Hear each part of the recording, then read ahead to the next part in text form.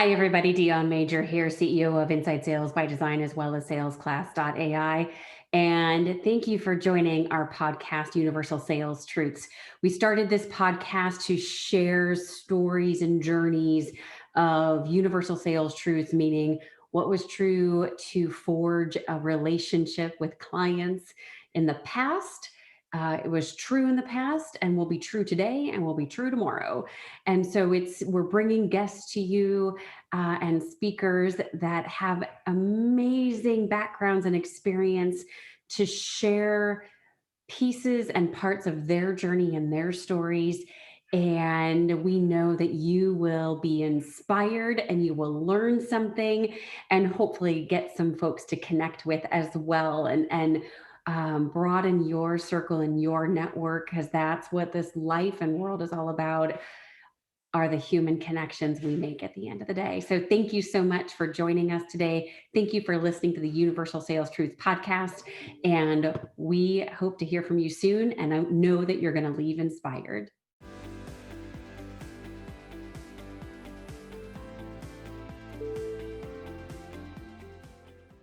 There you have it. Hi, everybody. Dion Major here with Scott. We are so excited that he is here to join us for our very first Universal Sales Truth podcast.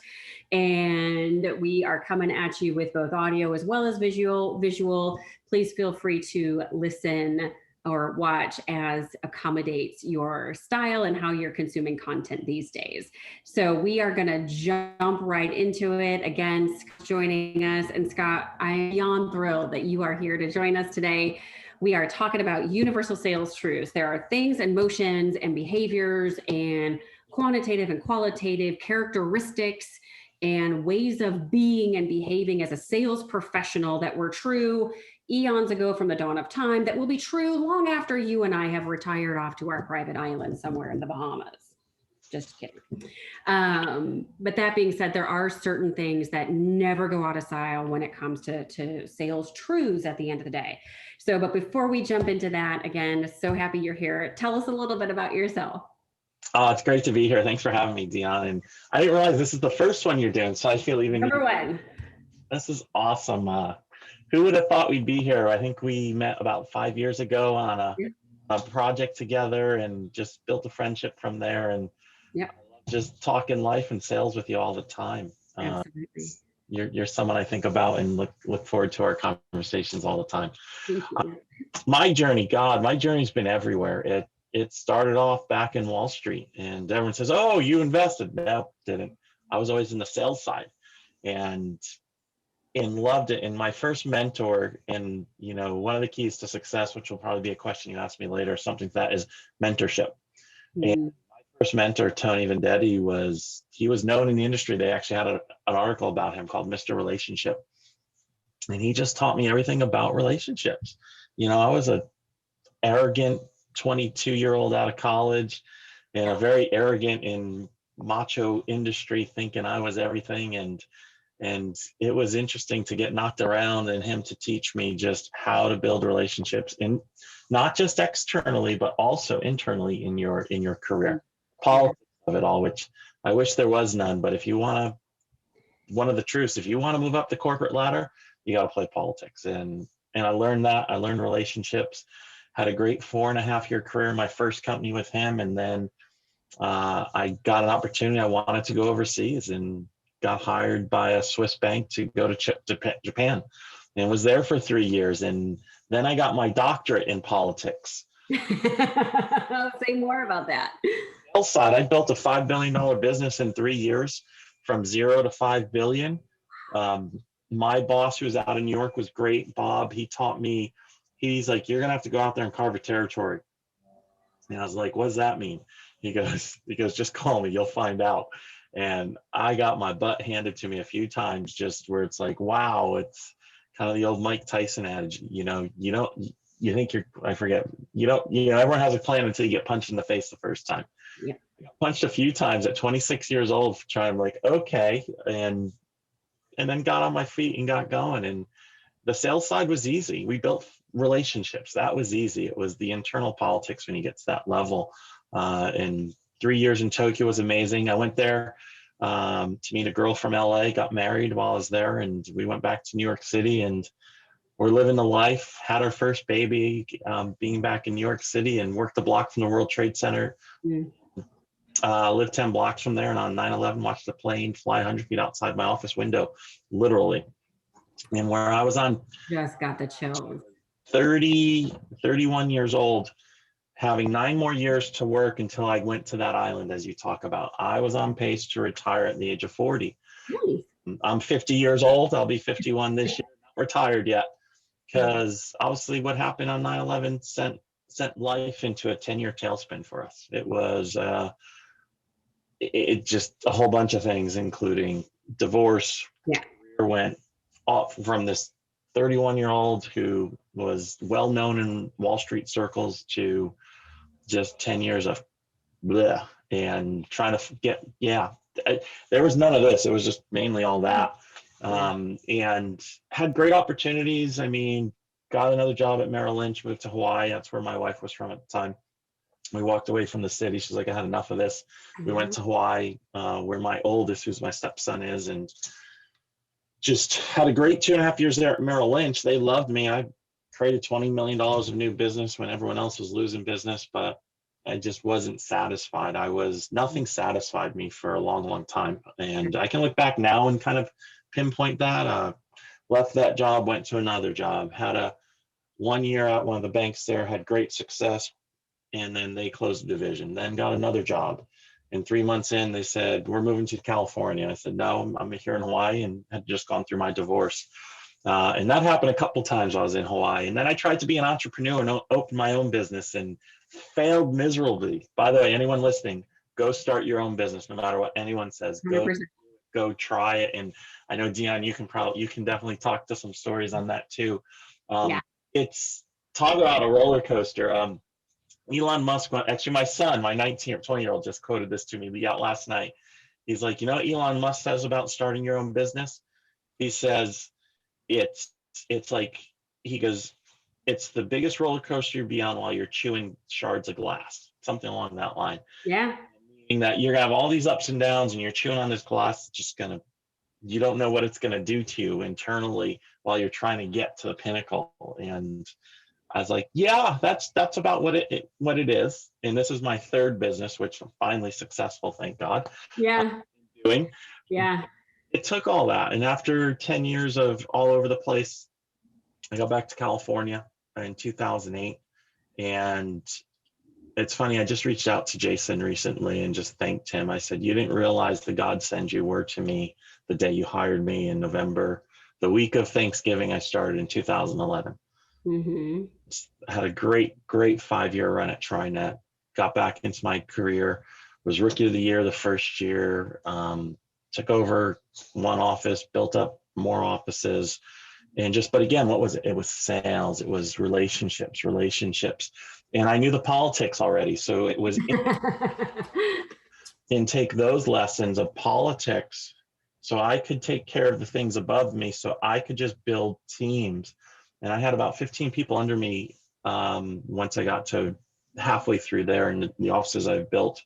And, as I talk about my proudest moment as a leader was in 2014, when everyone who was with me as of March 1st that year, 7 people, as we built the team to 15, all celebrated President's Club that following February in Aruba with me. Wow. Had that ever happened before in the organization where an entire team went to President's Club? Yep, entire team. And that was great about TriNet. There was no cap on who gets to go to President Club. You hit this number, you go. And to know that we were able to coach and mentor them and build that so that we could have that type of success was incredible. And then we took them public, and there's always the things that happen when companies go public, they change. And then I got the opportunity to go build another organization. And then from there, I was there for a year before PeopleFacts hired me, which is where you and I met. Yeah. Hired me and the private equity firm to build it up. And that was amazing. I mean, in 18 months, we went from $8 to $20 million in revenue. We created, which I still use this day, and a lot of companies have gone to with small tweaks. That's where you and I met, where we created the 162-page sales playbook Yep. They're always big. You know, and I think the biggest key in that book was two things: training Yep.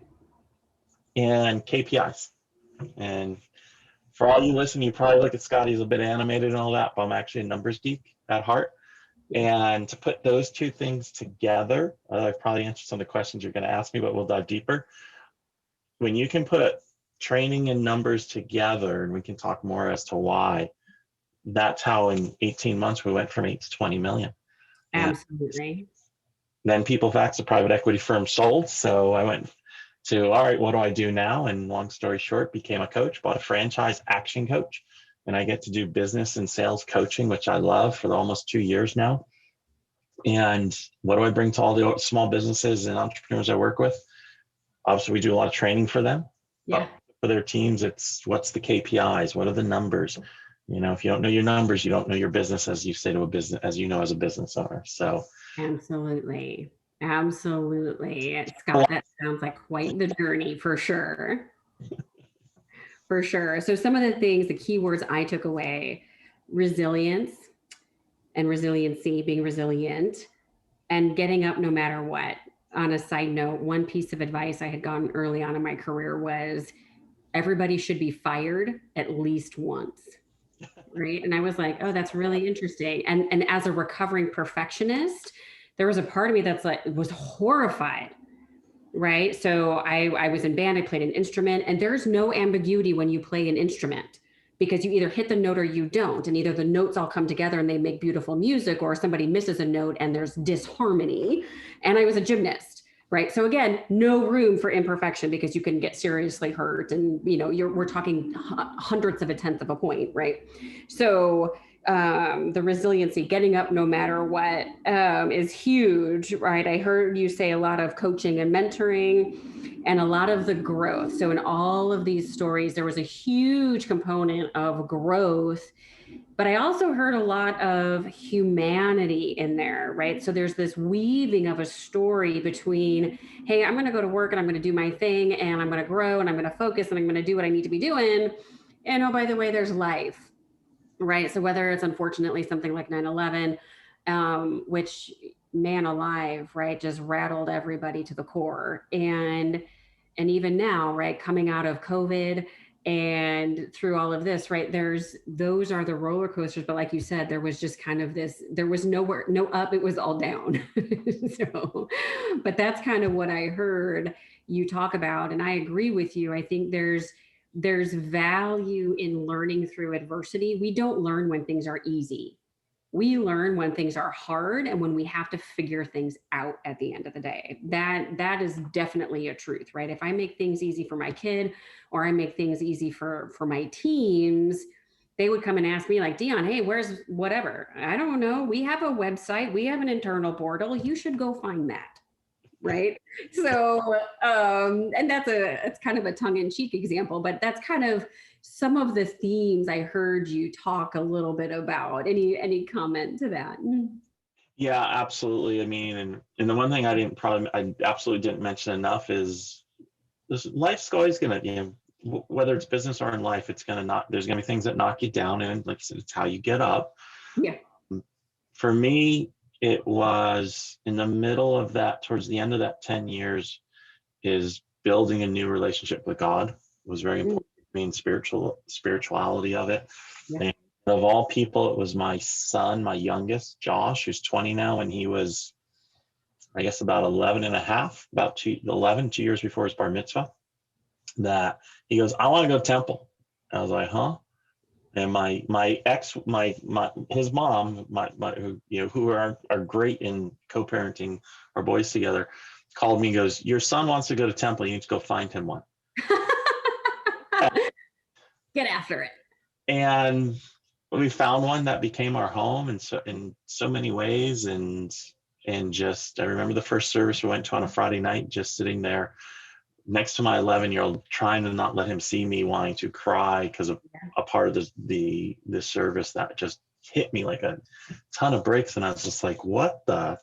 Yeah. And that got me on the path I needed at the end of that 10-year journey to actually truly not just pick myself off, but dust myself off and change my clothes and actually start to move forward. And that's when I got hired by TriNet as well.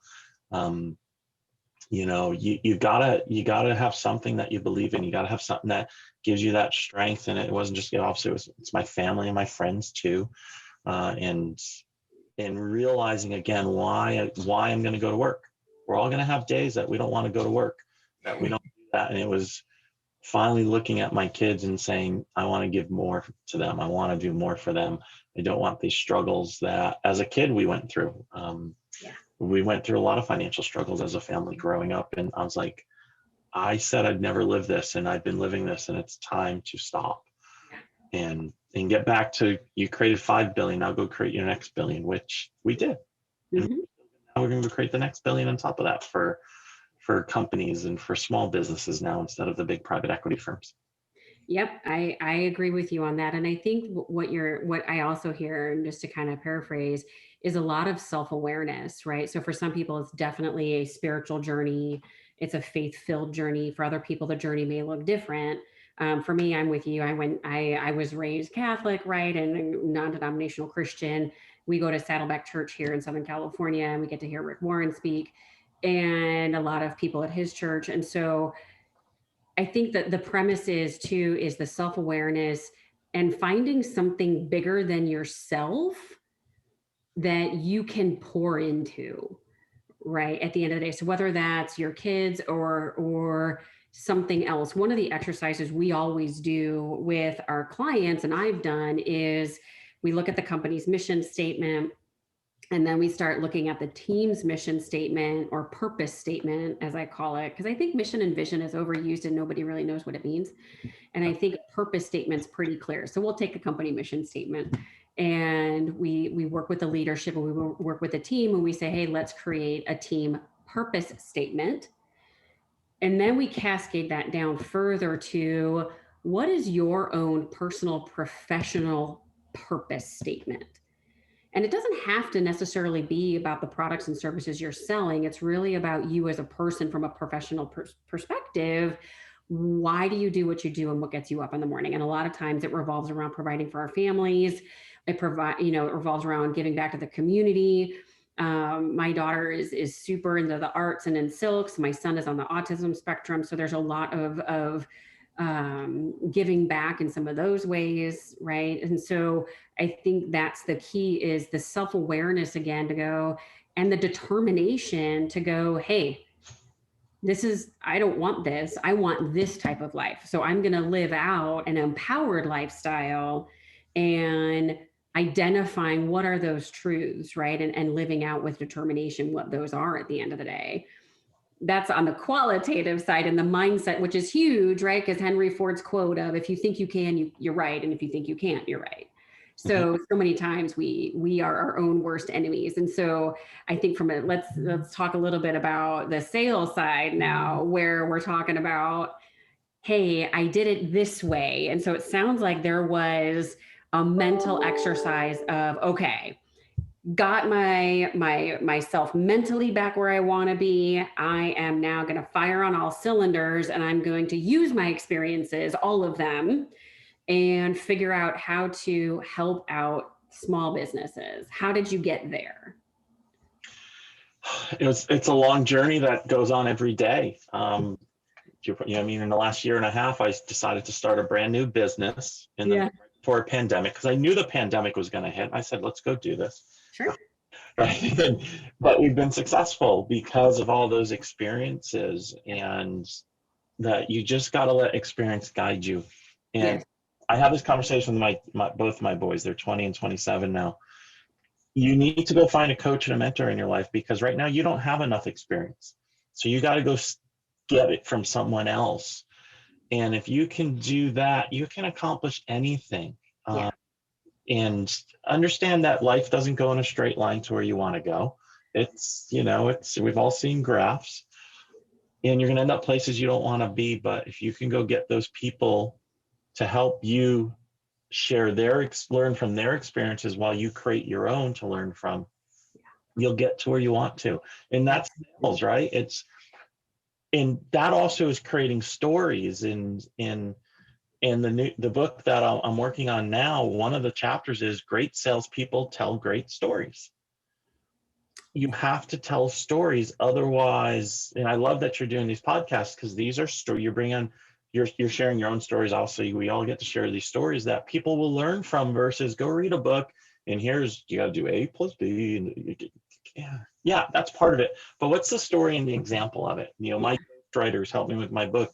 The biggest thing he's done is he goes, great, I want a story. Let me ask you some questions. And he gets stories out of me, because if I'm just trying to say it, I'm not good at it. But you put me in a sales meeting, whatever happens, all of a sudden, listen, I've been working for over 30 years, plus Yeah. another 20 years of living. A story just comes out. Right. So, in that sales, but you got to get your stories. Yeah. And by the way, if you don't have a story, then take one from the people you work with or your mentors and coaches, because in the sales process, you're just sharing a story. It's a true story. It doesn't have to be yours. Yeah. Just has to be a story, so that people can connect emotionally with why they want to do business with you. Absolutely. And true. So, yeah. Okay. So let's talk about your top two aha moments in your career, which I know is going to be really hard. So I'm asking you to prioritize completely on the spot, right? If you were talking to somebody right now that said, all right, Scott, do you mind if I sit and talk with you a minute? And what are the top two things I should be focused on right now for the next 12 months? Wow, top two aha moments. Okay. Huh. The first one was in Tokyo. I was there for 3 months, 26 and a half years old, and got called into a meeting at the end of the day with our head of Asia, who was becoming a mentor to me. And I walk into this, he goes, hey, why don't we meet at 6 o'clock? I'll meet you in the boardroom. I'm like, okay, cool.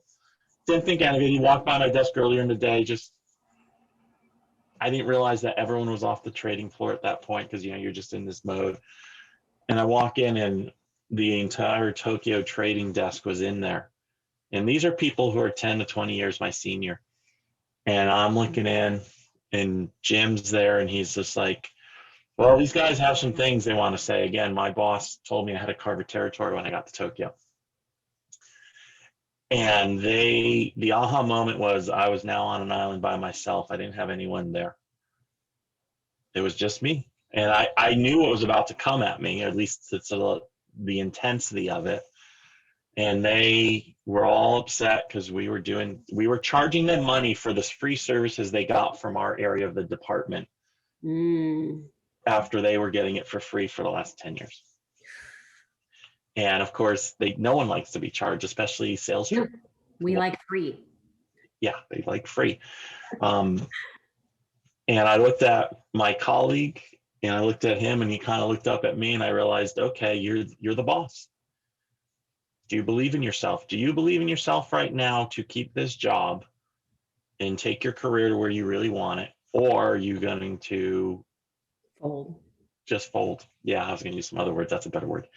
And I did, one of these, adjusted my tie, sat down in the chair at the head of the desk, and I go, let's go, guys, bring it.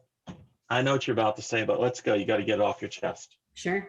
And I went from, it's funny, my mentor I'd mentioned earlier taught me how to be quietly confident, Yes.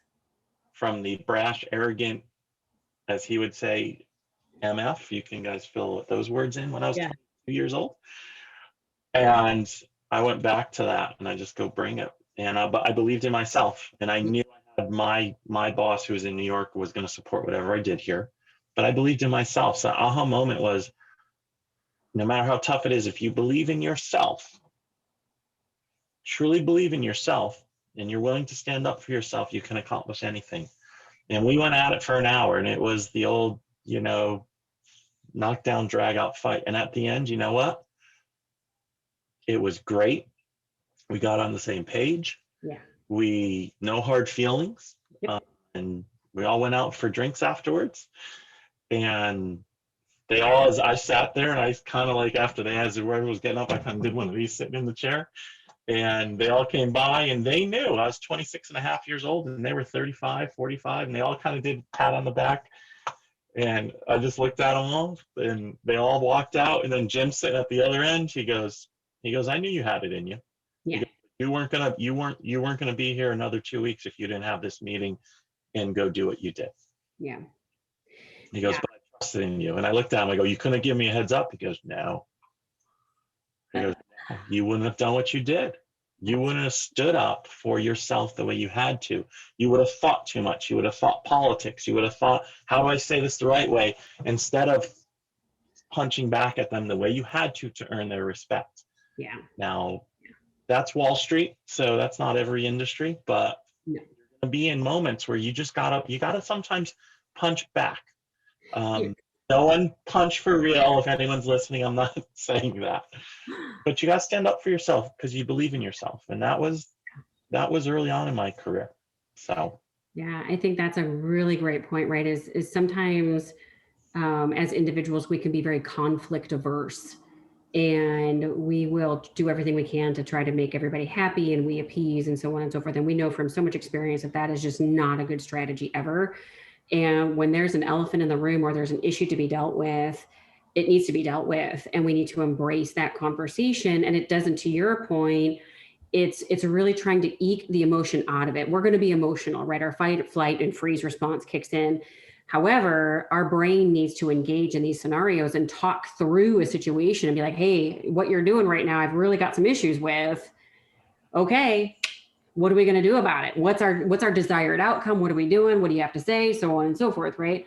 And so to your point, I think learning how to have some of those conversations and enter into those scenarios, knowing there's going to be a mixture of emotion and logic, and learning how to navigate those is going to be huge, right? Because we fool ourselves thinking there's no emotion in business. That is not true. So how do we navigate both? And that's kind of what I'm hearing from you is sometimes you've got to grab that tiger by the tail and go, all right, I'm going to put my shoulders back. I'm going to clear my mind. And yes, I'm going to be nervous, but we're still going to embrace this conversation. Yep. Right. And come out of it preserving a relationship, right? Because life is all about relationships. And so I'm not saying you got to be best friends with everybody, invite them to your kids' parties and all that good stuff. However, to your point, you walked into that meeting and you are an island unto yourself. Right. And so we have to be able to develop relationships with individuals we work with in a personal, professional capacity. Right. Again, my kids, at this age, they're 9 and 12. I'm like, Mom, do I have to like so-and-so? No, you do not have to like anyone. That is not a requirement in this life. You do have to love them and you must show respect. Yeah. No question.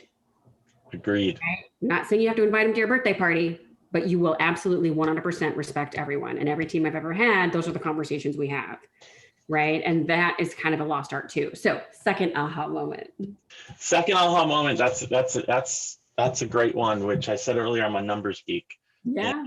And I always was a numbers geek, but I stopped bringing numbers into business till I went to TriNet in 2011.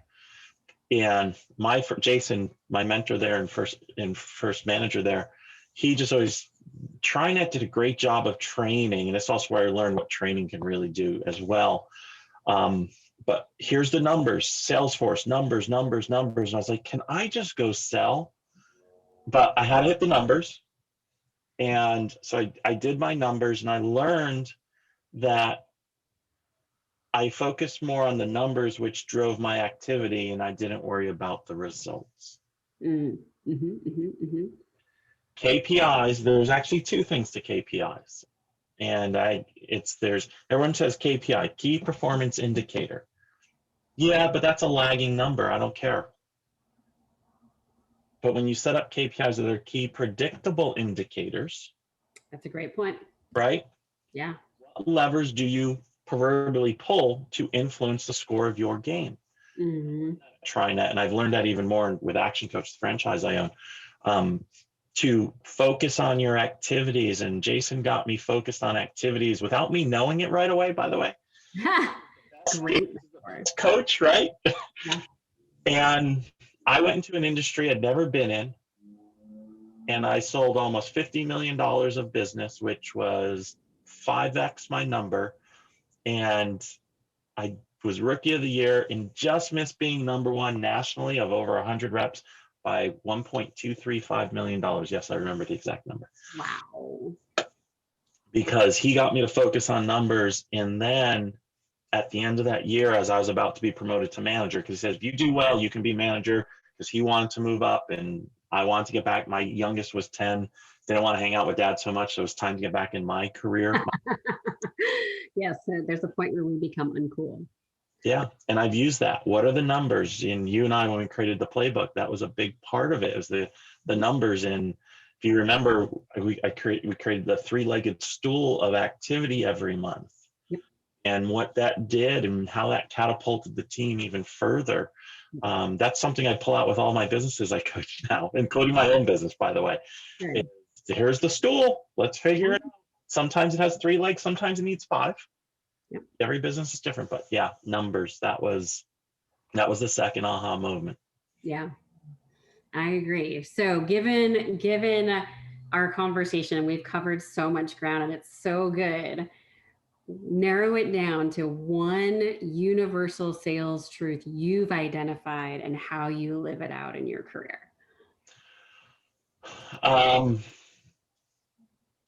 Wow, just one. Just one.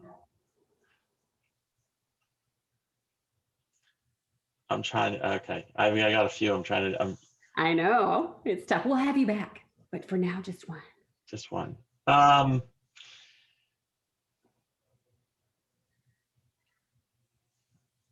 Never try to sell someone anything.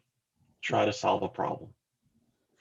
And I know we hear it's cliche and all that, but if you truly understand what that means and the components in the sales process of doing that, specifically actively, what does that mean? The easiest way to show you're trying to solve someone's problem is through active listening. And it's chapter 4 in one of my favorite books. Chris Voss, who is a lead negotiator of the FBI, Never Split the Difference. Mm-hmm. Like your life depended on it. It's chapter 4, minutes 4.5 through 7.5. You can tell I've used that a lot in my trainings for people. And it talks about active listening. And if you can do active listening, you can show empathy, and not the buzzword empathy, but true empathy. Yes. Understand how I can solve your problem, or say, we can't solve it, we're going to move, good luck to you. Sometimes that's okay too. But yeah, if you can connect and truly try to solve someone's problem instead of selling them your widget, then you'll be whatever you want, and the world will be a better place for it. Amen to that. I love that last sentence. I think sometimes from a sales perspective, training or whatever, there's some preconceived notions across the board. To what you said though, is people have to have their own voice and their own sales approach and sales methodology. And so what does that look like? And how do we do that? And be you, because everyone else is taken, right? And I know that's cliche too, but I would agree with you 100% on that. So I agree. So Scott, thank you so much for joining us today. And so how can people connect with you? Thanks for having me. This is great. Best way to connect with me is my website is www.salescalers. That's SALESSCALERS, salescalers.com. Nice. And my email is scott@salescalers.com. And we can talk to you about, we're actually just, if you go there, you get we just put up a free download. It's 10 simple steps to building your referral business. Oh, lovely. It's all the steps along with the workbook to help you actually take action on those steps. So just go to the website, it'll pop right up there, and go click it and download it and go double your business from referrals. Love it. I love that idea, especially now, always, but especially now. So for sure. Again, Scott, thank you so much for joining us today. Everybody who's listening, please subscribe to the Inside Sales by Design YouTube channel. You'll get notified of additional podcasts that are coming out, and you will see this content pretty much everywhere, hopefully soon. And we look forward to our next episode, and I hope everybody has a great day. Thanks, Dia. Thank you so much for joining us today for the Universal Sales Truth Podcast. Please make sure that you subscribe to our podcast so you're notified of updates. You can also find this content on the Inside Sales by Design YouTube channel. So make sure you take a look at that. It'll also be in the salesclass.ai platform for you and your teams. And please make sure to reach out and connect with myself and the speaker you heard today individually. We look forward to seeing you again soon, and contact us if there's anything you specifically want to hear or know about. Thank you so much and enjoy your day.